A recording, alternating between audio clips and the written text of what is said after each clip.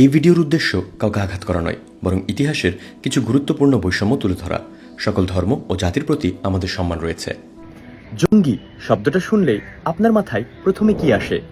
একটা পাঞ্জাবি টুপি পরা লোক, যার কিনা মুখ ভর্তি দাড়ি, খুব ঊর্ধ্বে হলে সঙ্গে একটা হাজি রুমাল, আর মনের মধ্যে একটাই সূত্র, মরলে শহীদ বাঁচলে গাজী, ঠিক কিনা?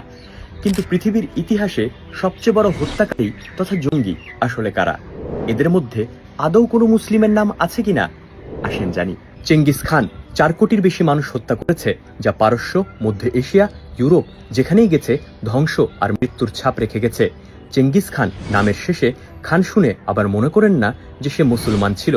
সে টেঙ্গরিজম ধর্মের অনুসারী ছিল, যা তুর্কি ও মঙ্গল জাতিগোষ্ঠীর প্রাচীন ধর্ম, যেখানে আকাশ দেবতা টেঙ্গরিকে প্রধান ঈশ্বর হিসেবে পূজা করত। কিন্তু কেউ কি তাকে সন্ত্রাসী ধর্মের প্রতিনিধি বলেছে? অ্যাডলফ হিটলার 60 লাখ ইহুদি এবং 1,70,00,000 নিরীহ মানুষ হত্যা করেছে। সে খ্রিস্টান পরিবারে জন্ম, তার অনুসারীরা জার্মান চার্চকে সমর্থন করেছিল। তবুও কি এক্ষেত্রে খ্রিস্ট ধর্মকে দায়ী করা হয়? জোসেফ স্ট্যালিন গ্রেট পার্চ বা মহাবিশুদ্ধি অভিযান নামে 1936 থেকে 1938 মাত্র 2 বছরের মধ্যে 7.5 লাখের বেশি মানুষকে হত্যা করেছে।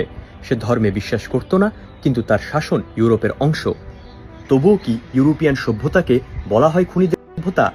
বেনিতো মুসোলিনি 7 লাখ ইথিওপিয়ানস, 50 থেকে 70 হাজার লিবিয়ানস মানুষ হত্যা করেছে শুধুমাত্র আফ্রিকায় উপনিবেশ স্থাপনকালে। কিন্তু কেউ কি তাকে ধর্মীয় জঙ্গি বলেছে? ভ্লাদিমির পুতিন চেচনিয়া থেকে শুরু করে সিরিয়া পর্যন্ত হাজার হাজার নিরীহ মুসলিম হত্যা করেছে। বেনিয়ামিন নেতানিয়াহু গাজায় হাজার হাজার নারী শিশু হত্যা করেছে এবং এখনও করছে।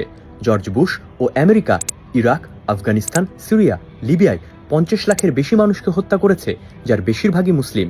আমেরিকা তো শুধু হিরোশিমা এবং নাগাসাকিতেই 2,10,000 মানুষকে হত্যা করেছে, যেখানে হিরোশিমাতে 1945 সালের শেষ নাগাদ তাৎক্ষণিক ও পরে রেডিয়েশনজনিত কারণে প্রায় 1,40,000 মানুষ এবং নাগাসাকিতে তাৎক্ষণিক ও পরবর্তী মৃত্যুসহ প্রায় 70,000 মানুষ মৃত্যুবরণ করে। 1947 সালে ভারত ভাগের সময় প্রায় 23 থেকে 32 লাখ মুসলমান, হিন্দু, শিখ প্রাণ হারিয়েছিল, যেখানে হিন্দু মুসলিম উভয় তরফেই ছিল হিংসা। কিন্তু সেখানে আজ শুধুমাত্র মুসলিমদেরই দায়ী করা হয়। আরএসএস ও বজরং দল 2002 সালের গুজরাট দাঙ্গা, বাবরি মসজিদ ধ্বংস, দিল্লি দাঙ্গা সব জায়গাতেই মুসলিমদের রক্ত ঝরেছে। কিন্তু কেউ কি বলেছে হিন্দু ধর্ম সন্ত্রাসের ধর্ম? অন্যদিকে ইসলাম ধর্মের প্রবর্তক মুহাম্মদ সাল্লাল্লাহু আলাইহি সাল্লাম কখনো নিষ্পাপ কাউকে হত্যা করতে বলেননি, কারণ ইসলামের মূল শিক্ষাই হলো শান্তি, সুবিচার ও সহানুভূতি। কিন্তু তবুও আজকে যদি একটা মুসলিম যুবক ভুল করে, তার নামের পাশে আতঙ্কবাদী ট্যাগ লাগানো হয়। তবুও আজ ইসলাম মানেই যেন সন্ত্রাস, মুসলিম মানেই যেন সন্দেহের চোখে দেখা। কেন? কারণ ইতিহাস ভুলভাবে বলা হয়েছে, কারণ মিডিয়া পক্ষপাত দুষ্ট, কারণ কিছু মানুষের ভণ্ডামি, ইসলাম বিদ্বেষ এবং উপনিবেশিক মন মানসিকতা আজও আমাদের সমাজে বেঁচে আছে। আপনি ইন্টারনেটে গিয়ে সার্চ করুন, ইতিহাসে সবচেয়ে বেশি মানুষ হত্যা করেছে কারা। আমি দাবি দিয়ে বলতে পারি তাদের মধ্যে কোনো মুসলিম শীর্ষে নেই।